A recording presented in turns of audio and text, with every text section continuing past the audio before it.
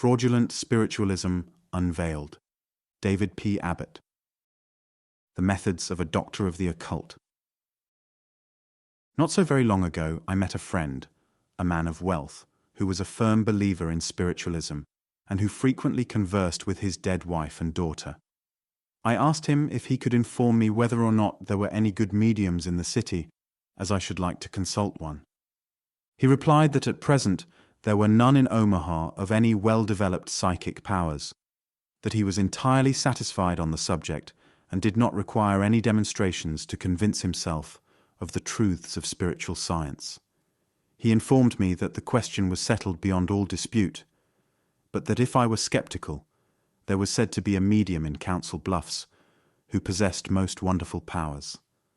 I accordingly made other inquiries from those who were in a position to know, and I learned that this medium, a celebrated doctor of the occult, astrologer, palmist, and spirit medium, was at that time giving private sittings in Council Bluffs to earnest inquirers only for the small sum of $2.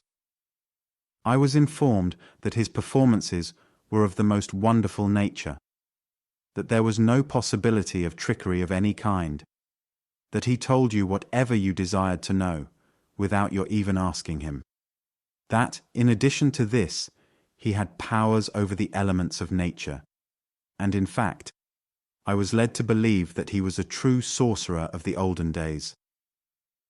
I determined at once to call on this renowned personage and try to secure a little information from the unseen world. Accordingly, one Sunday afternoon, I took the car that crossed the river, and in due time arrived at the apartments of this wonderful doctor. I was met at the door by an attendant, who accepted the fee and directed me to enter the rooms of this mysterious person quietly, and if I found him employed, by no means to disturb him, but merely to await his pleasure, that he was frequently conversing with unseen beings, or deep in some astrological computation, and at such times it was not safe to disturb him. With a beating heart I entered the room where he was to be found. This room was a large one. I did not see him at first. What attracted my attention was a large map, or painting, on a piece of canvas which hung on a wall space in the room. This painting had a representation of the sun in its center. This could be discovered by the rays which radiated from it in all directions. Around this sun were many stars, and an occasional planet, among which Saturn and its rings were very prominently depicted. There were numerous pictures of animals and men, and of queer monsters scattered among the stars. Beneath this picture stood a large golden oak table at which sat this delver into the occult, deeply engrossed in a study of this painting, while with a little brush he figured and calculated in a queer sort of Chinese characters which he drew on a sheet of paper. He also seemed to be making a strange drawing on the same paper. He was far too deeply engaged to notice my entrance, and continued at his labors for some time, while I stood quietly and watched him. Sitting on one end of this rather large table was a glass globe or vessel, supported by 3 nickeled rods, something like a tripod. Coming from the wall was a rather large nickeled tube, or pipe, which curved over above the glass vessel, and continually allowed drops of water to fall into the globe. From the side of this glass vessel there led a small nickeled pipe, which evidently carried away the wastewater. Occasionally a little blue flame would appear on the surface of this water, play about, and disappear. When this happened, the body of the medium was always convulsed slightly. After a time he seemed to finish his calculation, and this seer condescended to leave the realms of the stars, wherein dwelt the spirits that rule the universe and the destinies of men, and to descend to earth, and for a time direct his gaze toward this humble mortal. He turned around and observed me for the first time. He was a large, portly, fine-looking gentleman of middle age, with very long black hair, which gave him a strange appearance. He wore a pair of glasses low down on his nose, and from over these he condescended to direct his gaze at, and to study me for a moment, as a naturalist might study some specimen that happened temporarily to attract his notice. He soon informed me that the stars had told him something of my coming and of the question that was worrying me.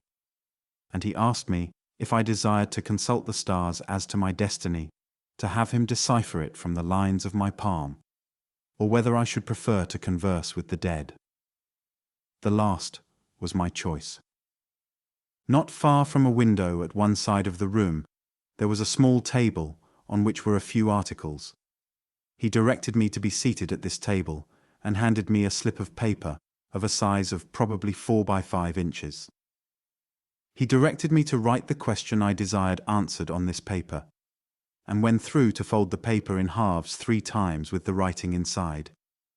I did so while he walked to his bowl of water, apparently paying no attention to me, and then returned. When he had returned to a position opposite me at the table, he reached to take my writing out of my hand, seeing which I quickly bent down one corner of the paper and gave it to him. He directed one sharp glance at me as I did this, at the same time picking up an envelope from the table with his other hand. He held this envelope open flap side toward me and slowly inserted my paper into it. As he did this, looking sharply at me, he remarked, "I am no sleight of hand performer. You see, your question is actually in the envelope." This was the case, for it was close to me, and I could plainly see the top of it against the back of the envelope, the lower portions being inserted, and I could see the little corner folded down as I had bent it, and I was certain he had not exchanged it. In fact, he took occasion to use his hands in such manner that I could see there was nothing concealed about them, that he palmed nothing, and that he made no exchange. I was entirely satisfied that all was fair, and that no exchange had been made. Next, he sealed the envelope, and holding it toward the window, called my attention to the fact that, as the envelope was partly transparent, I could see my paper within it, and that it was actually there. This was really the case. He now took a match, and lighting it, applied the flame to this identical envelope without its leaving my sight, and proceeded to burn the last vestige of it and the paper within it, allowing the ashes to drop into a small vessel on the table.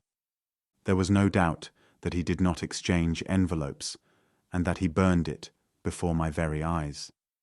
He now took the ashes and emptied them into the bowl of water on the side table. A little blue flame appeared on the surface of the water after that for a moment, and then disappeared. He now brought from a drawer a number of slates, about 8 or 10 small slates with padded edges. They were the smallest size of slates, I should judge, and with them he brought another slate, a trifle larger, probably 2 inches both longer and wider. He requested me to examine thoroughly, or to clean them all to my own satisfaction, and to stack the small ones on the table, one on top of the other, and when all were thus placed, to place the large slate on top of the stack. While I was doing this, he called to his attendant for a drink of water, and incidentally stepped into the hall to receive it, so that his menial would not profane this sanctuary with his presence. Returning to the table, he took a seat opposite me, and placed one of my hands and one of his on top of the slates.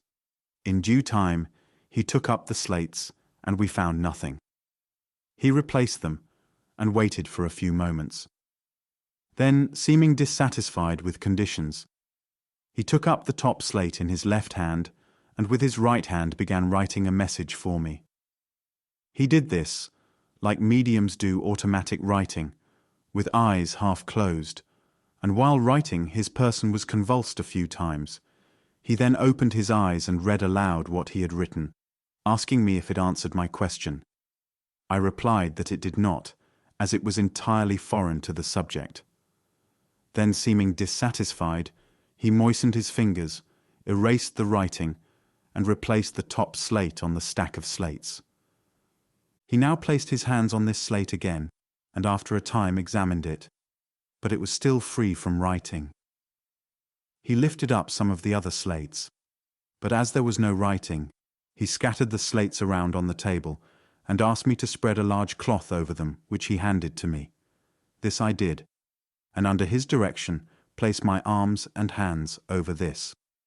He walked to the bowl of water on the side table and gazed into it. I watched him, and I saw a rather large flame appear on the surface of the water, dance about, and disappear. He immediately informed me that he was certain that I now had a message. He remained at a distance while I examined the slates one by one. Finally, on one of them, I found a message, neatly written and covering the entire slate. It read, "Mrs. Piper is a genuine medium. She possesses powers of a very unusual nature. Her tests given Hyslop and others are genuine. Do not be a skeptic. You are making a mistake, dear friend. It is all plain to me now. And spirit is all there is." Will. Now the question I had written was addressed to a very dear friend who is now dead, and read as follows. Will J. In regard to the medium Mrs. Piper, of whom we conversed on your last visit, I would ask if she be genuine, and if the tests she gave Professor Hyslop and others were genuine. Give me a test. This was all nicely done, and I am sure would have greatly impressed nearly everyone. Being a performer myself, I could of course follow the performance in minute detail, and I am thus enabled to give to the readers of this paper a detailed account of the method used by the doctor. I will state that since that time I have very successfully operated this same test, minus the bowl of water and flame of fire, and that I can assure all that it is very practicable and that it is very deceptive. How the tricks succeeded. When the medium picked up the envelope in which to place my paper, there was within it a duplicate piece of paper folded the same, and of the same size, 1 inch and a quarter by 2 inches, as the one I had folded. He kept the face of this envelope opposite me, so I could not see that side of it. On the face of it was a horizontal slit cut with a knife. This slit was about 2 inches long, and was situated about halfway down the face of the envelope. The duplicate folded paper was placed vertically in the envelope at its center, so that its center was located against the slit. This piece of paper was held in position by a touch of paste at a point opposite the slit, which caused it to adhere to the inside of the back of the envelope. When he picked up this prepared envelope with his left hand, he did so with the slit side or face in his palm, next to the fingers of his left hand. This envelope lay slit side down before he picked it up, so that I did not see the face of the envelope at all, and he kept that side of the envelope from me during the entire trick. The paper within the envelope had been placed far enough down, so that its top part was not exposed to my view. The envelope thus appeared perfectly natural, as an ordinary one with nothing in it. He thus held the envelope in his left hand, flap open wide, with the back side of the envelope, later to be sealed, facing me. Now he really inserted my paper in this envelope with his right hand as he took it from me. But in fact, he pushed it down just behind the hidden slip of paper within the envelope. I mean that he inserted it between the concealed slip and the face or slit side of the envelope. And as he did this, he caused the lower end of my slip of paper to pass through the slit in the center of the front of the envelope. The lower portion of my slip was thus out of the envelope on its rear side, between the front of the envelope and the fingers of his left hand, although I could see nothing of this. He pushed it down so that the top still remained in view, with the bent corner exposed, and then sealed the flap over it. Holding the envelope toward the window, he called to my notice the fact that my paper was within, and that I could see it plainly. I could see the shadow of the two papers, which appeared as one, and thus his statement seemed correct. Of course he did not show me the rear side or face of the envelope, with my paper protruding, which was immediately behind the duplicate, so that the shadow of it was also the shadow of the duplicate. This shadow also hid from my view the shadow of the slit. The envelope was sealed fairly. Now with his right hand he moved a small vessel on the table toward himself. Then taking the envelope in his right hand, slit side downward, he held it close to this vessel. At the same time with his left hand he took a match from his pocket and proceeded to burn the envelope. This move concealed the trick, and it was very deceiving and cleverly done. As he took the envelope from his left hand with his right hand, he, with his left fingers touching the protruding portion of my slip, caused it to remain in his left hand and to be drawn entirely out of the slit. His eyes followed the envelope as his right hand took it, which naturally caused my eyes to follow it, as his attention seemed centered on the envelope, and it appeared to occupy the stage of action.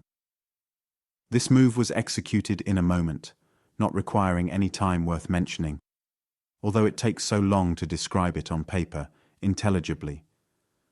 Now while his eyes, and of course mine, followed the envelope, without pause his left hand went into his left pocket in a natural manner to get the match. He, of course, left my slip in his pocket with his surplus matches, and when he retired for the drink of water, he read my question. As to the slate trick, all was fair until he picked up the top slate, wrote an automatic message, apparently read it aloud to me, and then upon my informing him that the message did not answer my question, he seemed dissatisfied, apparently erased the message, and replaced the large slate on top of the stack of slates. What he really did was to pick up the large top slate, bottom side toward himself, and at the same time to carry with it a small slate pressed tightly against its underside. He held the large slate with its underside tilted from me, so I could not see this small slate. There being so many small slates in the stack, the temporary absence of one from the stack attracted no notice. He kept this small slate next to him out of my view, and really wrote the message on the small slate which was next to him, and which was concealed from my view by the larger slate. He did not read aloud what he had actually written, but merely pretended to do so, repeating something entirely foreign to the subject instead. What he had written really answered my question fully. When he appeared to erase the message, his movements were but a pretense, and he did not erase it at all. When he replaced the large slate on the stack of slates, he, of course, replaced the small one, which was concealed under it, message side down. It must be remembered that the operator, at the beginning of the slate trick, first took up and examined the large slate a time or so for a message, and finding none, seemed disappointed, and finally wrote the automatic message. Then, on being informed that it did not apply to the case, he seemed dissatisfied and appeared to erase it. After the message was written and the slates replaced, he examined the top slate a time or so, and even lifted off a few small slates looking for writing, but did not turn them over. Then, seeing nothing, he scattered the slates around on the table, leaving their same sides downward, and handing me the cover, he requested me to cover them and place my hands on them. The trick was now practically done. As the slates had been examined so many times, and nothing found on them, even after the automatic writing, the majority of persons would testify that there was positively nothing on the slates when the medium left the table. The majority of persons would never remember that he at one time wrote on the large slate and erased it. The message being on a small slate, and these being spread around, few would have known that this message really appeared on the particular small slate that was originally next the top of the stack. Most people would have certified that they cleaned all of the slates themselves, that the medium never touched any of the small ones, and that he only laid his hands on top of the stack a few times. Some would even forget that the medium handled their writing at all before burning it. I am sure that the nickel tube that carried the dripping water into the space over the glass bowl had a second tube within it, through which his assistant from the adjoining room either blew or sent by some mechanism the chemicals, probably potassium, that would take fire and burn on striking the water. When I performed the slate trick described above, after writing the automatic message, apparently erasing it and replacing the slates, I do not scatter the slates around on the table as this medium did. Instead, I proceed as I will now describe. We place our palms on the stack, and after a time examine the large slate for a message, but find none. I may incidentally remark that this last examination unconsciously verifies in the sitter's mind the fact that I actually erased what I wrote automatically. I now look on some of the smaller slates for a message, but find none. When I do this, I do not turn these slates over and look on their undersides, but merely take off the top slate to see if there be a message on the upper surface of the one under it. I merely remark, "Well, there is nothing on that slate," indicating the second one from the top, and at the same time I drop the top slate, now in my hand, on the table beside the stack. I immediately take off the second slate and repeat this same performance, dropping it on top of the first one. I keep on with this performance until I have removed 4 or 5 of the slates and have them stacked in a second stack beside the first one. Then, seeming to grow discouraged, I remark, "I guess there is no message," and I replace the second stack on the first stack. This places the message slate 4 or 5 slates down in the stack. As the bottom slate of the second stack, being the top slate of the original stack, is now the message slate. I next up-edge the small slates and place a rubber band around them, placing them in the sitter's lap. I, of course, place what was the top of the stack downward when I do so. As the stack is on the side edges of the slates when I first up-edge them, I next bring them upon the end edges, while I put the band in place. It is now easy to place the stack of slates upon the sitter's lap with the top slate down, and to attract no notice to this fact. This is because the position has been changed a time or so in placing the band on, and I then take the stack in my hands by the edges of the slates, and simply place what was the top side of the stack in the beginning, at the bottom. In due time, I tell the subject to make an examination for a message, and of course 4 or 5 slates down, he finds a message on the upper surface of one of the slates. This seems very miraculous, as the slates have been so repeatedly examined and nothing found.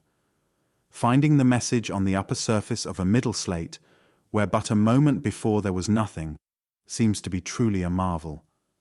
The subject, having cleaned and stacked these slates himself, and having seen them examined so many times, naturally feels impressed that the message comes by some superhuman power. The Name of the Dead. In the book entitled Psychics, Facts and Theories by Reverend Minot J. Savage, at page 15, the following account will be found. Soon I began to hear raps, apparently on the floor, and then in different parts of the room. On this, the lady remarked simply, "Evidently, there is someone here who wishes to communicate with you. Let us go into the front parlor, where it will be quieter." This we did, the raps following us, or rather, beginning again as soon as we were seated. At her suggestion, I then took pencil and paper, which I happened to have in my bag, and sat at one side of a marble-top table, while she sat at the other side in a rocker and some distance away. Then she said, "As one way of getting at the matter, suppose you do this. You know what friends you have in the spirit world. Write now a list of names, any names you please, real or fictitious. Only among them somewhere include the names of some friends in the spirit world, who, you think, might like to communicate with you, if such a thing were possible."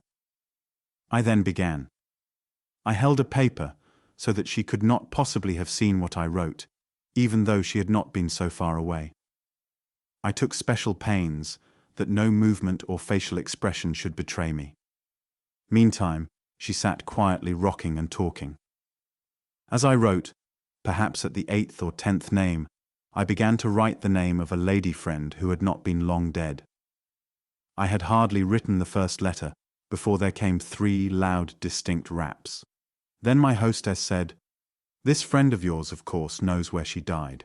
Write now a list of places, including in it the place of her death, and see if she will recognize it." This I did, beginning with Vienna, and so on with any that occurred to me. Again, I had hardly begun to write the real name, when once more came 3 raps, and so on, concerning other matters. I speak of these only as specimens. Now, I cannot say that in this particular case, The raps were not caused by the toe joints of the lady. The thing that puzzles me in this theory is as to how the toe joints happened to know the name of my friend, where she died, etc., which facts the lady herself did not know, and never had known.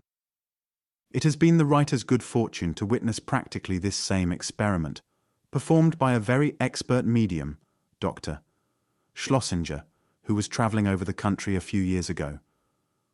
I was residing at that time in Falls City, Nebraska, a place of a few thousand population.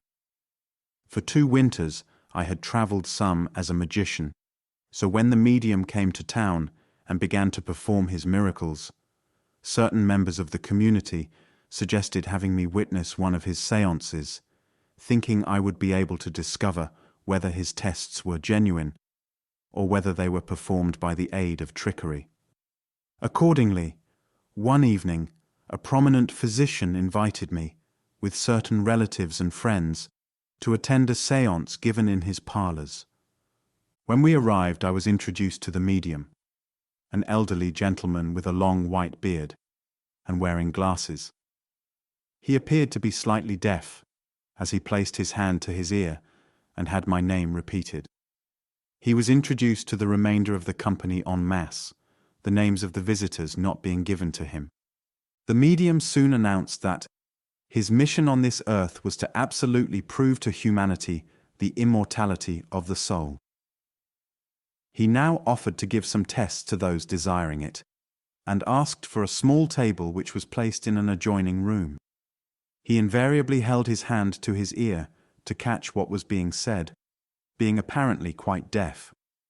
He also used this same expedient when listening to the voices of the unseen spirits and reporting their communications. My father and another gentleman were selected for the first test, as they were considered very skeptical in such matters. As they retired to a closed room, I did not see the experiment, but will give some parts of it as reported to me farther on.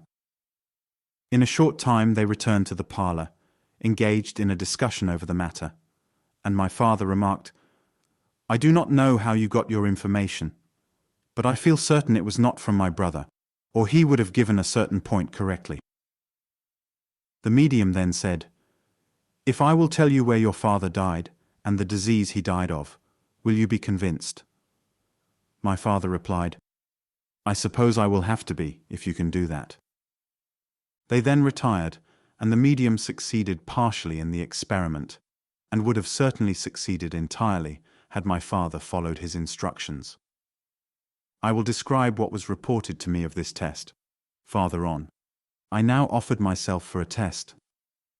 I retired to the room with the medium, and incidentally offered him $1.50, the same my father had given him.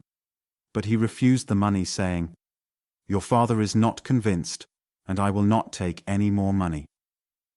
He now took a sheet of paper from a tablet and drew 5 straight lines across it, spacing the sheet into 6 spaces about equal. Next, taking my hand and looking earnestly into my face, he said, "Promise me that if I succeed, you will not make light of this. Promise me, for this is very sacred to me." I did so. He now directed me to write names in the spaces on the sheet, any names I pleased, writing but one name in each space. All the names were to be of living or fictitious persons except one, this one to be the name of someone I had known who was then dead. He said, "Be fair with me, and I will scratch out the dead person's name." These were his exact words, therefore I in no way tried to hide my writing from him, although he stood at a distance and did not appear to watch me. I took a pencil and began writing the names. Being unprepared, I had to think of the names I wished to write. I desired to select names of persons living at a distance, so that he could in no possible manner know them. While I was writing, he talked incessantly, which in spite of myself divided my attention. At the same time, he kept urging me to write, and immediately after urging me, would begin talking rapidly on some spiritualistic subject. I remember saying, "You must give me time to think." I thought I used great care, so as to write each name with the same precision, and tried to betray no emotion when writing the dead person's name. I selected the name Cora Holt for the dead person's name. This was the name of an aunt who had died in another state. As soon as I had written the names, he asked me to cut them apart into slips, having one name on each slip. Now here, I do not remember whether he folded them himself or had me help, as I was not expecting them to be folded. However, we folded each one into a billet with the writing inside. He now directed me to place them in a hat and to hold the hat under the table, take out the billets one at a time, and throw them on the tabletop.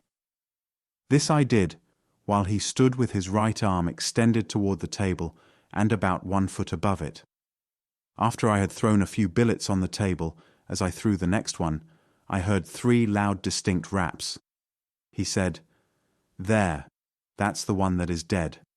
Open it and see if I am right, but do not let me see it. Fold it up again and place it in your pocket." I opened the billet. I did not know what the name would be, as I had mixed them under the table. Yet I had a feeling that it was correct. I opened it, and sure enough the name was Cora Holt. I refolded it, placing it in my pocket. I must confess that I felt a momentary creepy feeling pass over me, as my emotions were wrought up to such a pitch by the intense manner in which I had watched all the details of the experiment. I informed him that he was right, but did not tell him the name. He now took my hand in his, and leading me into the parlor, had me state to the company what had just occurred. Now, placing his hand on my head, he said, "I will endeavor to give you the name." Closing his eyes, his body trembled or shuddered with a kind of paroxysm, and apparently with a great effort, he pronounced the name Cora Holt. This effort seemed to greatly exhaust him, and coming out of his temporary trance, he begged us to excuse him, saying that there were opposing spirits present, and he could do no more that night, that he had done all for us that lay within his power. He now took his leave. This was all very impressive to me at the time, except the raps. It was only afterwards that I thought out the explanation, which I will give farther on. As to the raps, they had the sound as of a pencil tapping loudly on a thin strip of wood or a ruler, and not the sound of tapping on a table. I had previously known of the mechanical and electrical rappers supplied by certain conjuring depots and worn on the person of the medium or attached to a table. My impression was at the time that possibly he had a rapper in the sleeve of the arm extended over the table, and by directing the attention to the table, the sound would appear to come from there. As I was sitting right against the table, I will say that the sound did not appear to me to come from the table, but more nearly from his person. Referring again to the test given my father, the medium first announced his prices, which he would accept if satisfactory. This was agreed to and paid. He then had my father write names on paper in a manner similar to the way I have described, except he did not request my father to write a dead person's name. Instead, he requested him to write, among other names, his mother's maiden name, his wife's maiden name, his father's name, also the names of certain members of his family and of some of his friends, some of whom should be dead. This my father did. Among the names written by my father was his mother's maiden name, viz.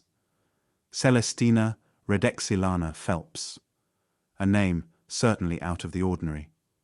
He also wrote his wife's maiden name, his father's name, his brother's name, and several other names, 6 or 8 altogether. When the medium had the billets taken out of the hat, he said, "You have there the name of your mother. The name is something like Celestia Celestina. Roxalina, not Redexilana Phelps," thus giving wrong pronunciations to the first 2 names. However, when my father opened it, sure enough it was his mother's maiden name. My father now took another billet which had written thereon his father's name.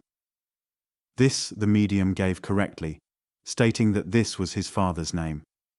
The next billet, had written thereon the name of my father's brother. The name was James Asahel Abbott. The medium then said, "Your brother James is here, and he says to tell you that he is happy and that you are making a great mistake not to believe." Now this brother had always been called by his second name and not by the name of James. My father said, "If you are my brother, give me your full name." The medium replied, "James Asahel Abbott," giving an entirely wrong pronunciation of the second name.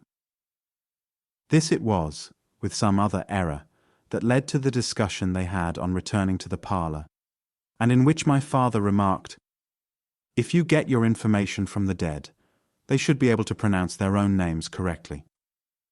My father, not being familiar with the methods of trickery, could not with exactness give all the minute details of the test as I would have wished, and as I never had an opportunity to see this experiment myself, I can only surmise the means employed in its production.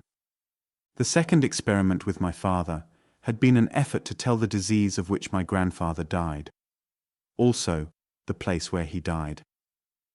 The medium required my father to write on the usual ruled paper a name of a disease and also a name of a place, in each space, that is, one disease and one place in each space. He remarked in giving directions, like New York measles, Philadelphia smallpox, etc. He required, however, that my father write in the same space the correct disease, and also the correct place of his father's death. The remainder of the spaces were to contain the names of any disease or any place he might choose. This my father did, writing in one space, Sacramento dysentery. This was the correct disease, but the city was the place of my grandfather's burial, and not the place of his death, the latter being a village called Hangtown. The medium quickly gave dysentery as the disease, and Sacramento as the place of my grandfather's death. It was plain that had my father written the village where his father died, instead of his burial place, the medium would have succeeded. This, however, proved beyond a doubt that the medium obtained his information from the writing and not from the spirits of the dead.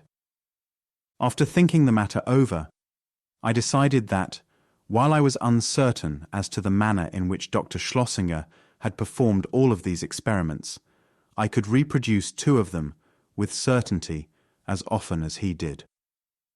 I immediately made the trial and found I could succeed fully 9 times out of 10 on an average. I might state that the doctor also failed about 1 time in 10 on an average. Nevertheless, the people of the community were greatly excited, talking of his miracles in groups on the streets for some days. The medium was coining money, yet I found a few cases where he failed totally. The failures were seldom mentioned. It was the successes that excited the people. The method I use in reproducing the first test given me is to so direct the attention of the subjects before the writing by my discourse as to cause them to select unconsciously the name of the dead person in advance. This is easily managed with a little practice in talking, and still they will never guess that it is done on purpose. Now, as they begin to write, they will naturally pause before writing each name, to think of a name to write. The pause may be but slight, yet there is some pause. Of course, when they write the selected name, no pause will be necessary, and if hurried properly at that time, they will make none. This is the object of the incessant talking during the experiment. If left to themselves, the subjects will, in about 1/2 of the cases, write the selected name in the 3rd space from the top. In about 1/2 of the remaining cases, the selected name will be written in the 4th space from the top. This is especially true if in your instructions you direct the subject to mix the dead person's name somewhere in among the others where you cannot know where it is. In the remaining cases, the subjects are liable to write the selected name anywhere, generally first or last.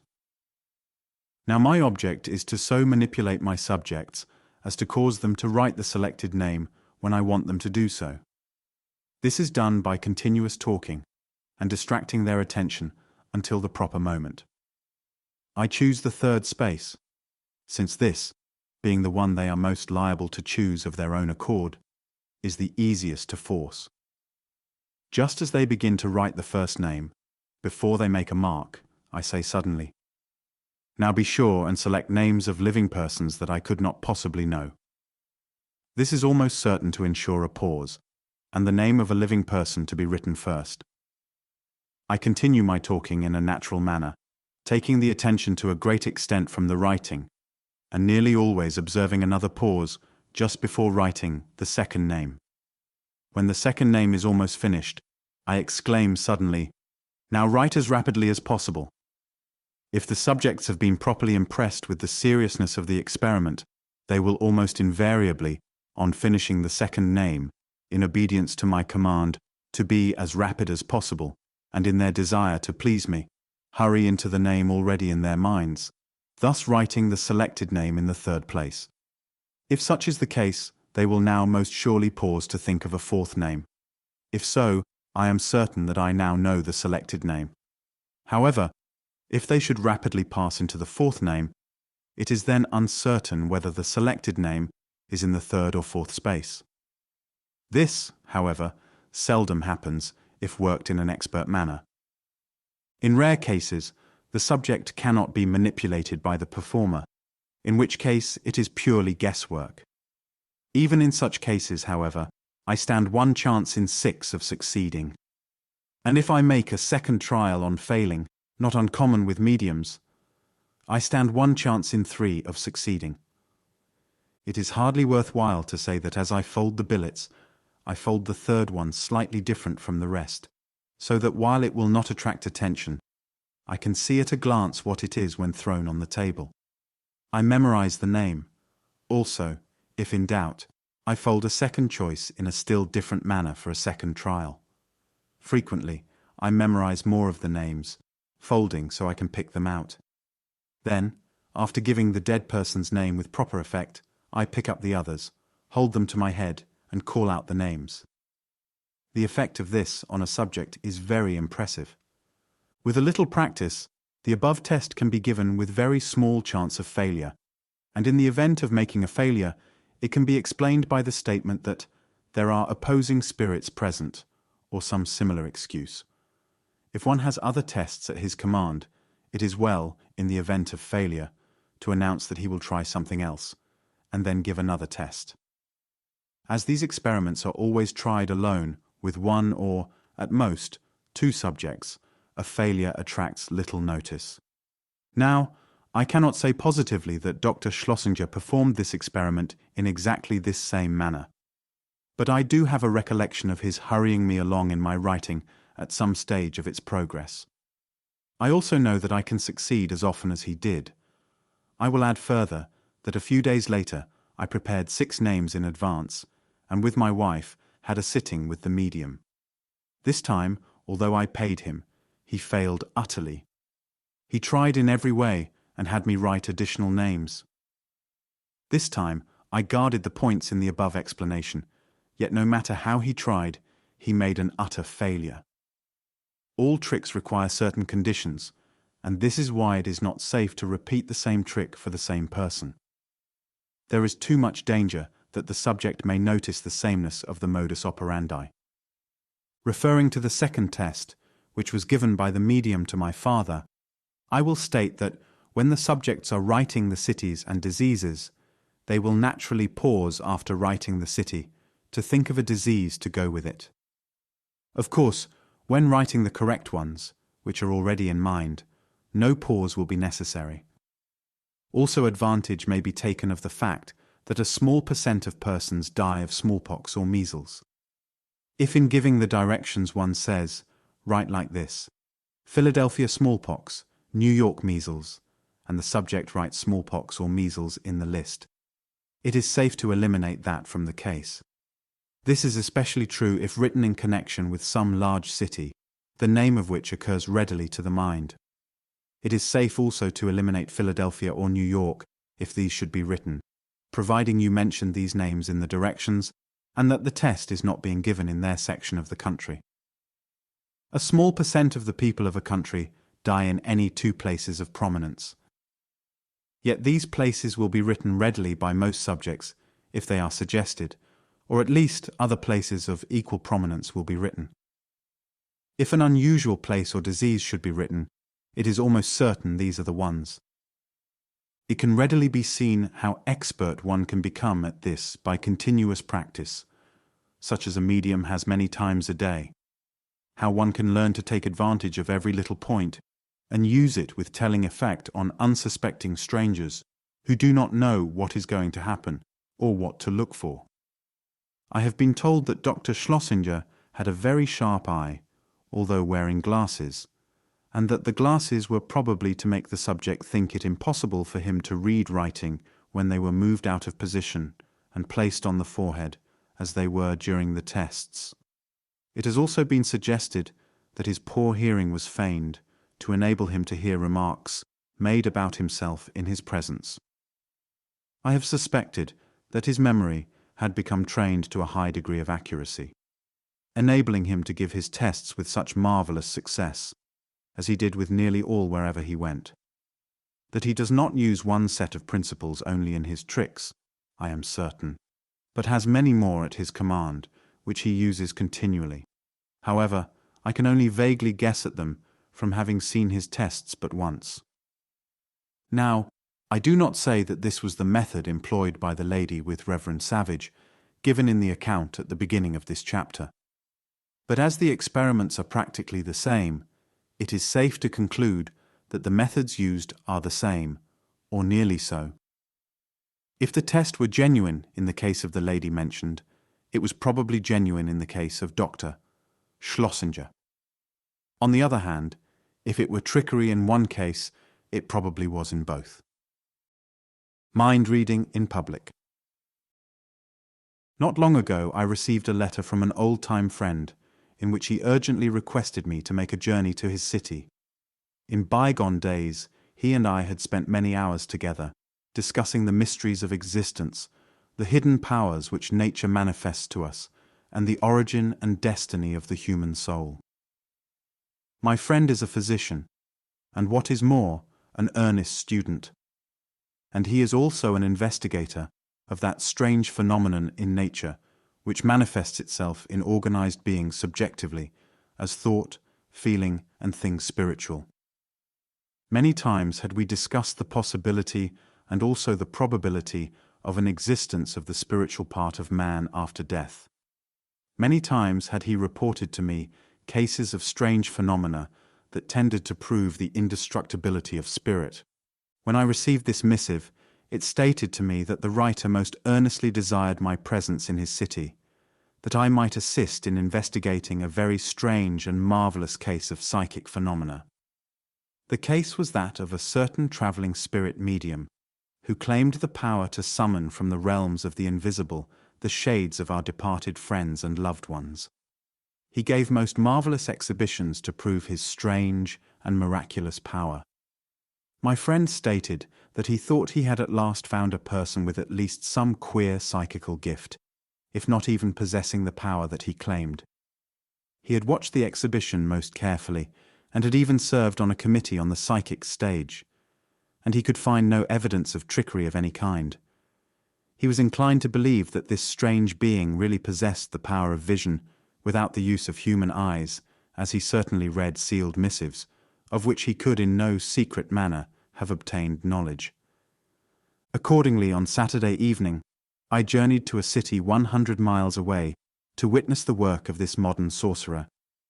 On my arrival, I suggested to my friend a number of ways by which such things could be performed by trickery, but he informed me that none of my explanations seemed to elucidate this strange work.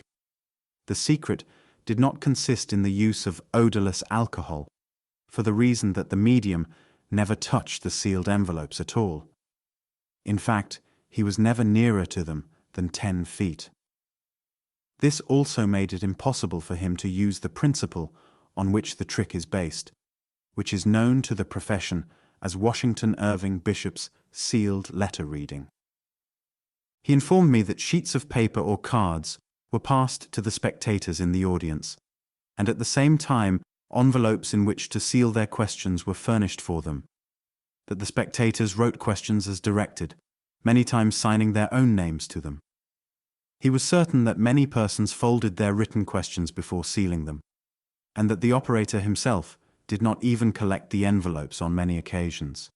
He informed me that the best evidence of the genuineness of the performance lay in the fact that the medium seemed to have no fixed conditions for his experiments, but seemed to perform them in a different manner on each occasion. The conditions were different in every case, yet he always read the questions with the most marvelous certainty. I thought the matter over after this, but could in no way think of any plausible means of accomplishing his work by trickery. I finally decided to wait and see the performance first, and to figure afterwards on the method employed. Accordingly, at 8 o'clock that evening, I was seated in the hall with my friend, and shortly afterwards the seer made his appearance, taking his seat on the stage. He was a very slender personage, with long hair and a particularly ghostly look. He took his seat quietly on the stage. In a short time, his manager appeared and made an opening address, which I will not repeat, and then asked some boy in the audience to pass cards around to the spectators on which they were to write questions. Envelopes were also distributed in which to seal the cards. When the writing was finished, the manager asked any boy to take a hat which he held in his hand and collect the sealed envelopes. After the boy, whom everyone knew to be a local resident, kindly volunteered for this service and executed it, a committee was invited to the stage to properly blindfold the medium. This was done in a satisfactory manner, and the committee then returned to the audience. The manager now led the blindfolded medium to the rear of the stage, where he was seated somewhat behind a table, on which were some flowers, a music box, etc. However, the medium was in view plainly, and he never removed the bandage from his eyes, or in any manner molested it. When the boy came on the stage directly from the front with the hat full of sealed envelopes, the manager placed a handkerchief over the hat and asked the boy to take a seat near the front of the stage, facing the audience. He was also directed to hold the hat in his lap and to deliver the envelopes to the manager, one at a time, as he should call for them. The operator now delivered a lecture, lasting some 10 or 15 minutes, explaining the strange powers of the blindfolded medium, who sat at the rear of the stage in full view, while the boy still maintained the seat at the front of the stage and held the hat of envelopes in sight of all. After the lecture, the manager requested the boy to give him one of the envelopes, which the boy did. The manager did not look toward it in any manner, but took it in the tips of his right fingers, held it in the air, and asked the medium to give the writer of this question a test. The medium shivered a few times, allowed his frame to convulse slightly, and thus began. I feel the influence of one who was a brother. I get the name of Clarence. Will the one who wrote this question identify it as his?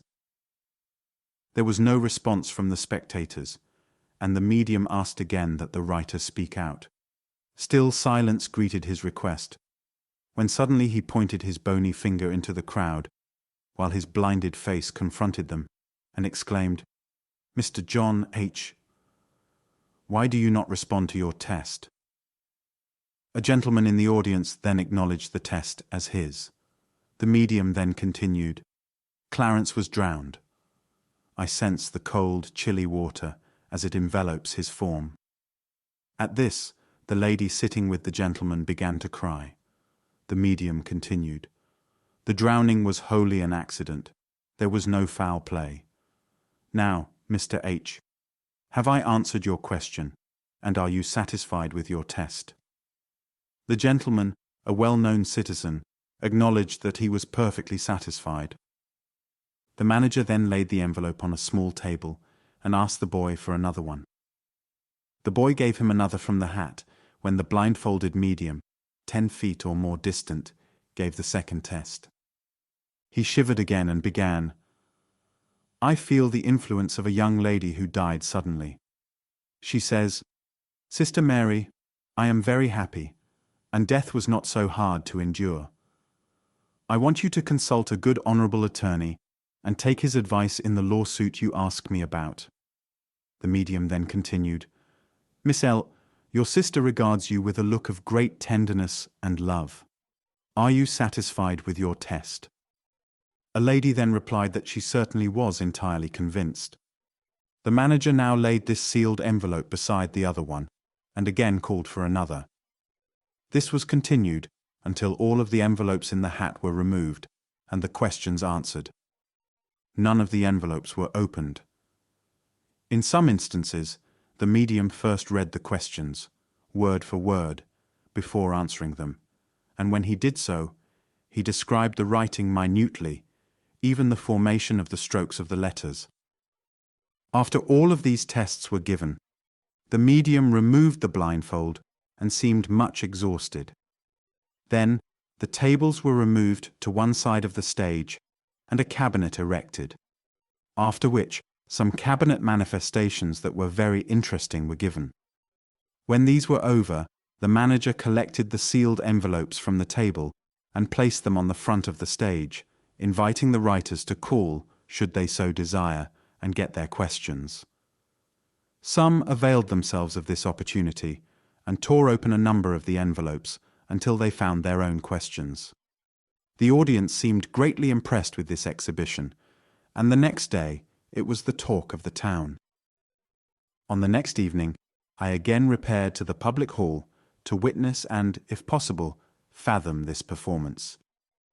This time, however, I found that an entirely different method was employed. Envelopes and slips of paper were distributed, and after the questions were written and sealed, the manager went about the room, gathering them up in a small black bag with a drawstring around its top. As he gathered up each one, and while the writer still held it, he gave to that person a number, which was to serve as that particular person's number during the tests. At the same time, the manager marked the number on the subject's envelope, while the subject held it, drawing a circle around the figure, after which the subject dropped the envelope into the sack. When all were collected, the operator took the sack in the tips of his fingers, and holding it aloft, walked up the runway to the stage where a cord hung from a screw-eye fastened in the ceiling above. The other end of the cord was attached to a piece of furniture on the stage. The manager now attached the black bag containing the envelopes to the end of this string, and then taking the other end, drew the bag up to the ceiling near the screw-eye, where it remained in full view during the tests. While the manager was doing all this, the ghost-like medium had been walking about the stage, reading in a large Bible. He now laid the Bible on a table and advanced to the front of the stage, while the manager delivered a lecture on spiritual philosophy and also on the strange power of the medium. After this, the manager announced that the medium would hold a Bible service, during which time he would give the tests. The medium now took his Bible, and seating himself in a chair facing the audience, began by reading a verse. After this, he closed his eyes for a time, and then gave the first test. He began, "I will give these tests in the order in which the manager gave you your numbers, commencing with number 1. Now, Mrs. Clara S. I see standing near you an elderly lady, somewhat stooped, but I cannot see her face plainly. She seems to be your mother. She says to tell you that your son is doing well where he is, and for you not to worry, for he will return to you in time. Are you satisfied?" A lady in the audience was visibly affected, and acknowledged that the medium had answered her question correctly. The medium read another verse in the Bible, after which he gave the second test, in a manner similar to the way in which he had given the first one. After this he read another verse, and so continued until all the questions in the sack were answered. The manager now lowered the sack, and emptying the envelopes into a small basket, distributed them unopened to their writers. The effect of this exhibition was fully as great as was that of the former one, and the medium continued to be the wonder of the town. On the next evening I again attended the meeting. On this occasion, questions were written and sealed as on the former occasions. This time the medium was dressed as a Mahatma, wearing a large turban. As soon as the questions were written, the manager collected them in a small wicker basket and emptied them on a table on the stage. He only talked for a moment, describing what the medium would do. During all this time, the medium was seated near the front of the stage. The medium now tapped a little bell he held in his hand, as if summoning the spirits, and began giving the tests in the most marvelous manner. He seemed somewhat nervous, and finally arose and walked across the stage, stopped a moment, and then continued his walk. Meanwhile, he kept giving the tests. Occasionally he would walk about nervously, and sometimes he would seat himself in the chair for a time. But he kept right on giving test after test, with perfect accuracy, while the sealed envelopes remained in full view on the table. During this time, and in fact during the time the audience was writing the questions, neither the medium nor the manager had ever left the sight of the spectators for even an instant. After all the tests were given, the medium, very much exhausted, fell on a couch on the stage, while the manager scooped the envelopes back into the basket and then distributed them to their writers in an unopened condition. I will now explain how this occultist gave these various billet tests. We will first refer to the tests given the first evening. A boy from the audience gathered up the sealed envelopes in a hat and brought them to the stage, sitting with them in his lap, while he delivered one at a time to the manager, who held it aloft, during which time the blindfolded medium in the rear gave the test. There was a simple little move that escaped the eyes of the spectators in this instance. The spectators did not know what was to happen, neither did the boy. The move was executed as follows. Just as the boy came on the stage with the hat, the manager received the hat in his right hand and in a natural manner. Nothing was thought of this, as there was nothing suspicious in the act. Meanwhile, the manager directed the boy to take a chair that sat to the left of the front of the stage and to place it to the right side in front, facing the audience, and to take his seat thereon. Now, this conversation with the boy naturally occupied the attention of the spectators. And while the boy was executing the directions, the manager turned to the table, which was somewhat back on the stage, and apparently took a large handkerchief from it, and with the hat still apparently in his hand. The hand, he stepped to the boy, giving him the hat of envelopes and the handkerchief, at the same time instructing him how to cover the hat and how to deliver the envelopes one at a time. All of this maneuvering seemed so natural that the audience thought nothing whatever of it. Now, as the manager turned to the table to get the handkerchief, and while most eyes were on the boy as he placed his chair and took his seat, the manager deftly exchanged the hat in his right hand for another hat just like it, that was filled with dummy envelopes, and which was behind the flowers, music box, etc. on the table. As he immediately turned with the hat, apparently still in his hand, but with a large handkerchief in his other hand, everything seemed natural, and the audience thought nothing of the incident. The manager now, after giving the boy the hat and handkerchief, invited a committee to come forward and blindfold the medium, who had been seated at the left of the stage. The committee first placed a lady's glove on the eyes of the medium as an additional precaution, and then placed a handkerchief over this and tied it behind his head. This method of blindfolding is the one usually employed by most mediums. If the face of the medium be properly formed, he can easily shift such a bandage with his eyebrows, sufficiently to see directly under his eyes, by looking down alongside his nose. The committee now retired to the audience, and the performer led the medium to a seat behind the table. Now, while the manager delivered the lengthy lecture, the medium quietly tilted over the hat of envelopes behind the objects on the table, and then taking one at a time, opened the envelopes and removed the cards, arranging the cards on top of each other like a pack of playing cards. The lecture lasted long enough for the medium to complete this task, and as he held the cards in his left hand, he could now move slightly to the right, so that he was pretty well in view of the spectators. However, his left hand did not come into view. By the time the lecture was completed, The spectators had entirely forgotten the fact that the manager ever received the hat from the boy at all. In fact, next day I noticed from the talk of the spectators that they invariably asserted that the hat never left the boy's hands or their sight. Now, while the manager held each envelope aloft, the medium had but to read the top card in his left hand and give the tests in a dramatic manner.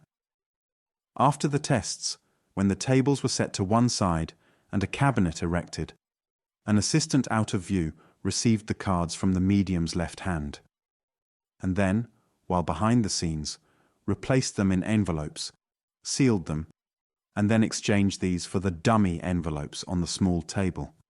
After the entertainment, the manager placed the originals, now again sealed, near the front of the stage for the writers to take and keep as souvenirs if they should so desire. It is evident that this method could be varied a little. For instance, when the manager holds the envelope aloft, the medium could first read it and carefully describe the writing. He could then ask for the envelope so as to become en rapport with the writer, in order that he may give the correct answer. In this case, he could leave the surplus cards on the back of the table behind the music box and have in his left palm only the single card he is reading. When he receives the envelope, he should place it in his left hand directly over the card and tear off the end of the envelope. He should then apparently take out the card from the envelope, but in reality take the original card from the rear of the envelope with his right hand. He should then, with his right hand, press this card on top of his head and give the answer, while his left hand lays the opened envelope on the table or music box. In this case, as soon as he answers the question, he should return the card to the manager with his right hand and ask the manager to have some boy run with it to its writer. After it is returned to its writer, the manager can hold aloft another envelope and the medium continue with the tests. After the tests, the manager should remove the torn envelopes, as they contain dummy cards. I will now explain the method pursued on the second evening.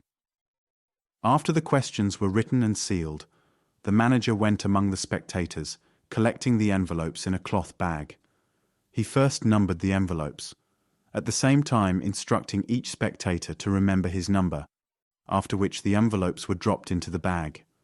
When all the envelopes were collected, the manager lifted the bag in the tips of his fingers and ascended to the stage with it in plain view. He quickly attached it to the cord and drew it up to the ceiling. So far all was fair. But just at this moment, a person in the rear of the hall made the statement that he desired to place his envelope in the bag also.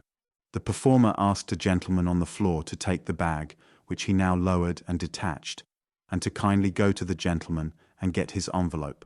While he was doing this, the manager held the audience by his discourse.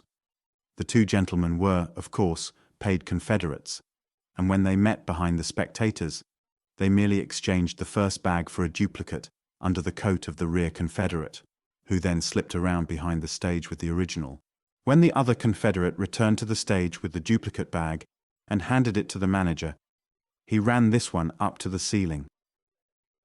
This method can be varied by the manager making the exchange under his own coat in the first place when in the rear of the hall after collecting the envelopes. Meanwhile, an assistant behind the scenes opened and copied the questions neatly on a sheet of paper and numbered each one. As he did this, he slipped each one into a duplicate envelope, which was also numbered by the manager with a ring drawn around the figure. This he sealed. As soon as all were copied, this assistant carefully drew the medium's Bible just out of sight from the table near the flies where it rested, inserted the sheet containing the copied questions, and pushed it back into view again. During this time, the medium was walking slowly about at the front of the stage, while the manager delivered his lecture.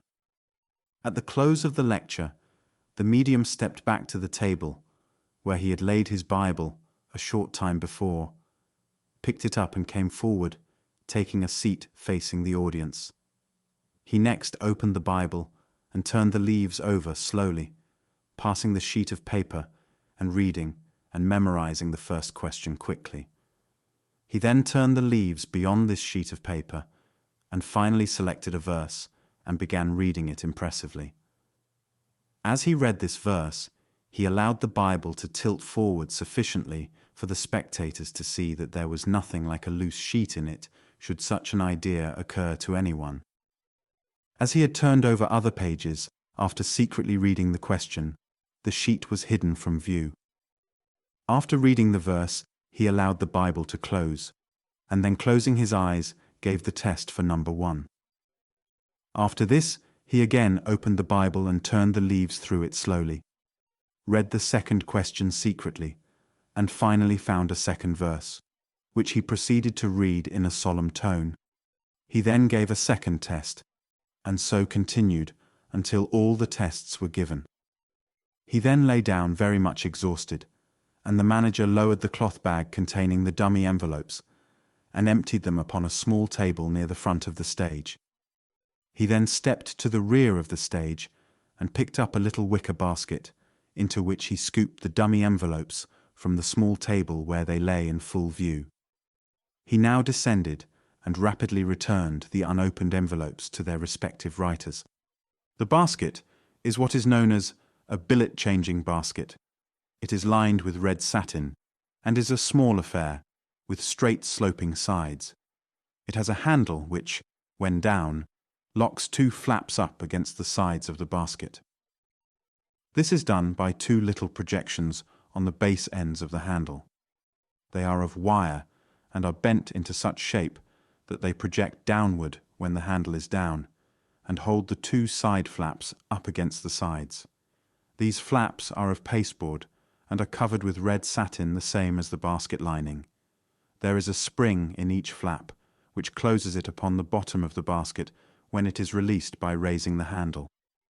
Envelopes in the bottom of the basket are thus hidden and retained when the flaps are released, and the duplicates drop into the basket from the sides where they were concealed by the flaps. This basket can be supplied by the conjuring depots, or it can easily be made. The handle can be made of wire and wrapped with raffia grass, which is on sale at the department stores. A pasteboard lining covered with red satin must first be sewed into the basket, and then 2 flaps of pasteboard should be hinged to a pasteboard bottom by pasting on a hinge of cloth. A suitable spring can be made of spring wire and sewed into position, after which this is all covered with red satin and placed in the basket. The basket should have sides about 4 inches high, and the bottom should measure about 7 1/2 by 10 inches. The sides and ends slope outward, and the basket is open wickerwork. Suitable bows of ribbon on the ends of the handle and corners of the basket conceal the mechanism. In the present instance, the assistant behind the scenes, after reading and placing the questions in duplicate envelopes, which the manager had previously numbered, sealed them and placed them in the sides of the basket, bent up the flaps into position, and lowered the handle, locking them in place. He now pushed this basket into view on a table at the rear of the stage, and when the manager was ready to return the envelopes, he scooped the dummy envelopes from the table, where they lay after the bag was emptied, into this basket. He then lifted the handle, which released the flaps, covered up the dummy envelopes, and dropped the originals into view. These he took down and quickly distributed to the writers. Being numbered, this could be quickly done. I will now describe the method employed on the 3rd evening. This time, dummy envelopes were placed in the sides of the basket, and the handle left in a lowered position, while the operator gathered up the envelopes.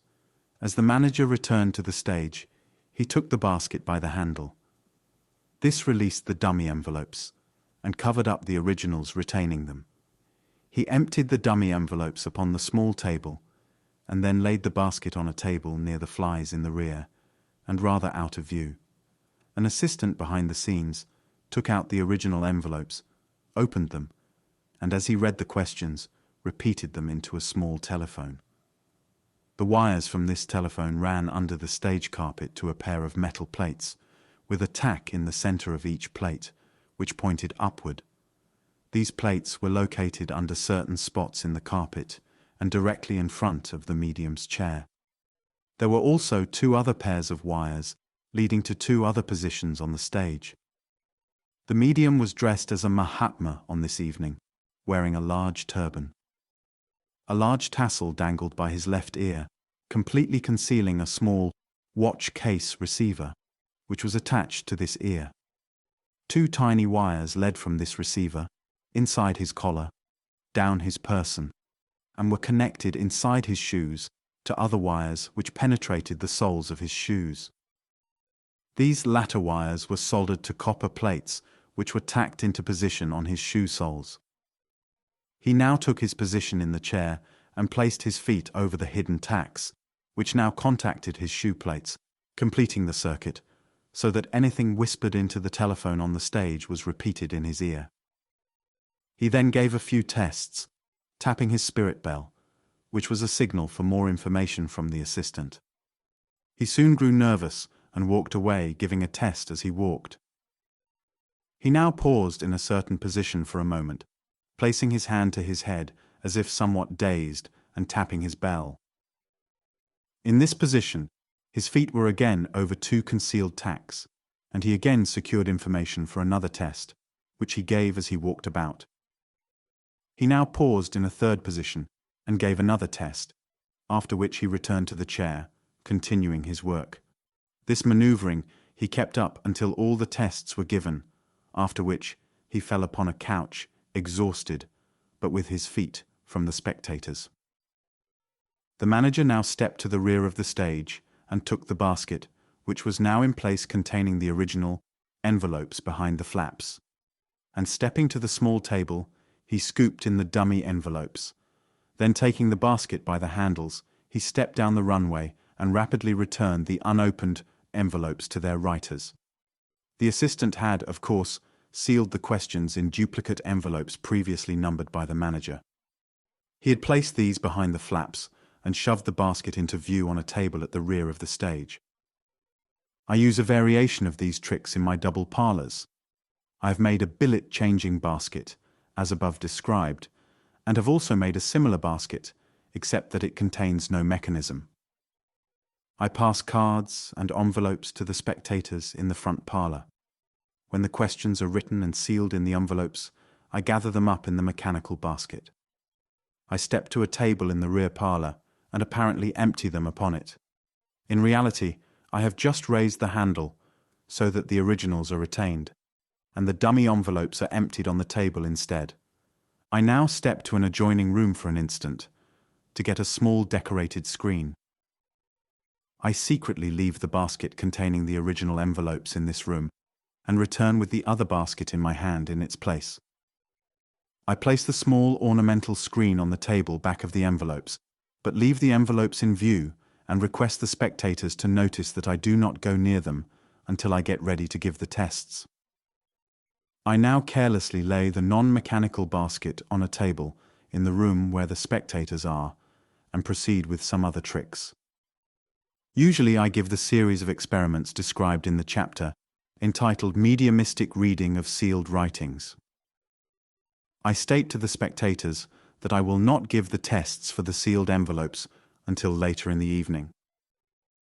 Meanwhile, should anyone think of such a thing, he can easily examine the little basket, which he thinks I have just used, as it still lies on the table in the front parlor with other discarded paraphernalia, including slates, etc.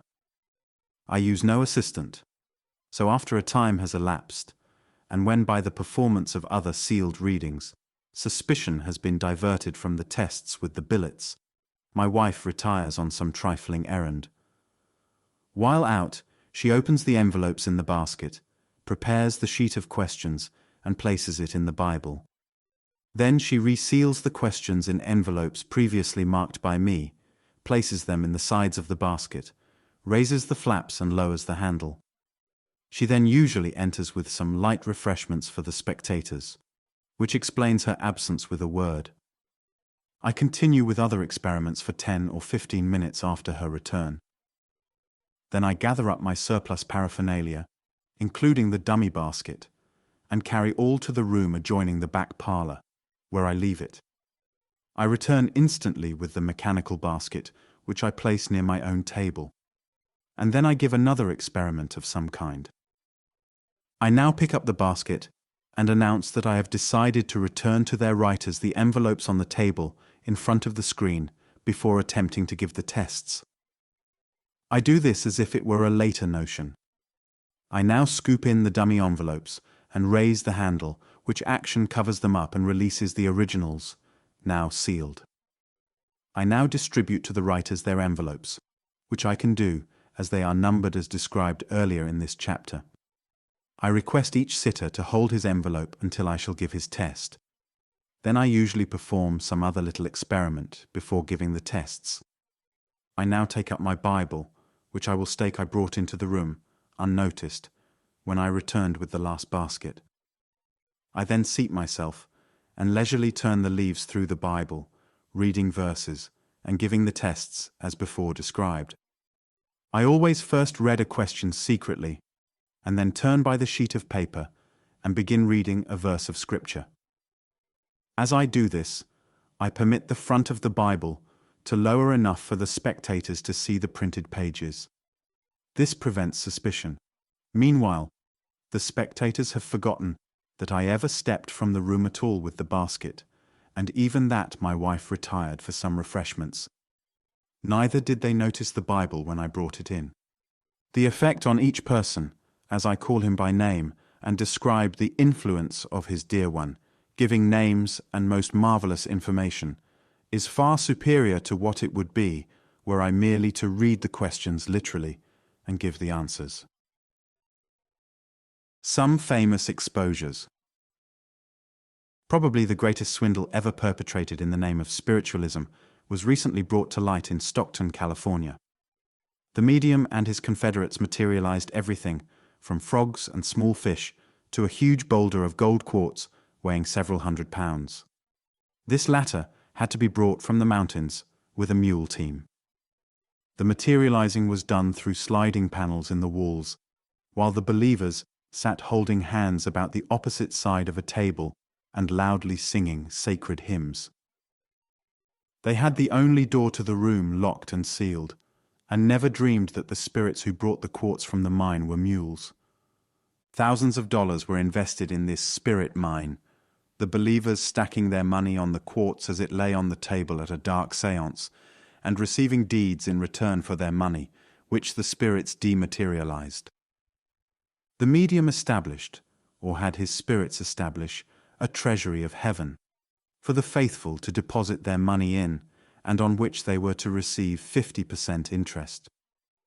This interest the believers continued to receive at dark séances from the spirits for a time. Each sitter's interest was found on the table stacked in front of him when the lights were lighted. When the spirit bank became insolvent and the chief medium disappeared, the believers were out about $35,000. No less a personage than a millionaire of Tacoma, Washington, is said to have contributed largely to this spirit fund. I had known of this case for some time before the exposure, conducted by a performer engaged for the purpose, and knew that certain interested persons were contemplating bringing it about in order to rescue certain estimable persons from the clutches of these mediums. This was successful, and the confederates of the medium signed written confessions in the presence of one of the most devout of the believers, and a gentleman who is otherwise very intelligent. Upon this, the gentleman was greatly crestfallen, but he still insists that there are certain mediums who are not impostors, and that certain mediums in Chicago who produce spirit portraits are genuine. A full and very interesting account of this exposure is given in the San Francisco Examiner of March 3rd and 4th, 1907. I could report enough cases of materialization to fill a volume. These I know of from various sources, and in every case they were invariably fraudulent. I will give a short account of a materialization which a very expert medium, who is on friendly terms with me, witnessed. The gentleman was originally a minister, and afterwards began investigating spiritualism, as he was a believer in it. He hoped to become a medium, and at one time paid 2 lady mediums of some renown, who reside in Chicago, $3 a sitting for 3 sittings a week. These sittings were conducted for the purpose of developing this gentleman in mediumship.